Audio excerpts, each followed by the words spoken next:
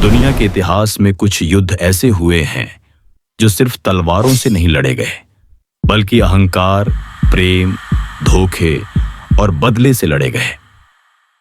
एक ऐसा ही युद्ध था जिसने देवताओं को भी दो हिस्सों में बांट दिया, जो 10 साल तक चलता रहा और जिसने एक महान नगर को राख में बदल दिया। ये कहानी है ट्रॉय की, इलियम की और उस युद्ध की जिसे दुनिया आज भी ट्रोजन वॉर के नाम से जानती है। एशिया माइनर की धरती पर समुद्र और पहाड़ियों के बीच बसा था एक समृद्ध नगर ट्रॉय। नगर के सामने फैला था नीला समुद्र, जहां ट्रॉय के जहाज अनाज, तेल और कीमती वस्तुएं दूर दूर के देशों तक ले जाते थे। और नगर के पीछे ऊंची माउंट आइडा, जहां से निकलती थीं नदियां, झरने और जीवन देने वाला पानी। चारों ओर हरियाली थी, खेतों में लहलहाता अनाज, मैदानों में चरती गायें और पहाड़ियों पर भेड़ों के झुंड। ट्रॉय केवल एक शहर नहीं था, वह शक्ति, समृद्धि और गर्व का प्रतीक था। ट्रॉय को चारों ओर से घेरती थीं भयानक रूप से मजबूत दीवारें, इतनी चौड़ी कि उन पर सैनिक चल सकते थे, घोड़े दौड़ सकते थे और युद्ध मशीनें खड़ी की जा सकती थीं।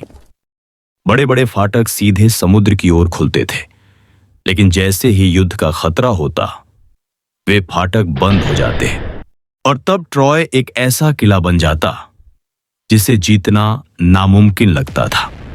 ट्रॉय का राजा था प्रियम, बुद्धिमान, अनुभवी और अपने लोगों से प्रेम करने वाला। उसकी रानी थी हेक्यूबा और उनके कई पुत्र, लेकिन सबसे प्रसिद्ध थे 2 राजकुमार। हेक्टर ट्रॉय का सबसे वीर योद्धा, कर्तव्य और सम्मान की मूर्ति, और पेरिस सुंदर, आकर्षक लेकिन भावनाओं में बह जाने वाला। यही पेरिस आगे चलकर ट्रॉय के विनाश का कारण बना। ग्रीस की धरती पर स्पार्टा का राजा था मेनेलाउस और उसकी पत्नी थी दुनिया की सबसे सुंदर स्त्री हेलेन। जब पेरिस ग्रीस पहुंचा तो उसने हेलेन को देखा और उस पल प्रेम या शायद लालसा ने उसके विवेक को अंधा कर दिया। कुछ कहते हैं देवताओं ने उसे बहकाया, कुछ कहते हैं यह उसकी अपनी भूल थी, लेकिन जो हुआ वह इतिहास बन गया। पेरिस हेलेन को अपने साथ ट्रॉय ले आया। जब मेनेलाउस को यह पता चला तो पूरा ग्रीस आग बबूला हो गया।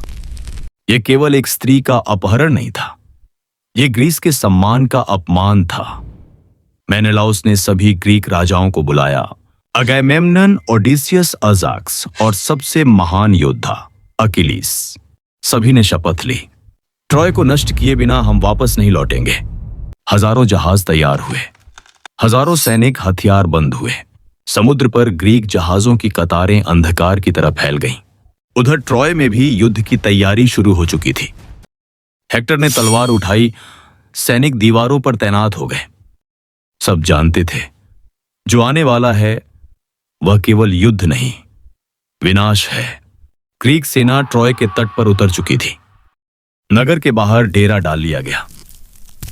हर दिन फाटक खुलते, ट्रॉय के योद्धा बाहर आते और ग्रीक सैनिक सामने से भिड़ते। कभी तलवारें टकराती, कभी भाले और कभी केवल योद्धाओं की गर्जना। युद्ध शुरू हो चुका था। यह युद्ध एक दिन का नहीं था, 1 महीने का नहीं था, यह 10 साल तक चला। इस युद्ध में वीर हेक्टर खड़ा होगा अजेय अकिलीस के सामने। देवता भी युद्ध में उतरेंगे और रक्त से धरती लाल होगी। लेकिन यह तो बस शुरुआत थी।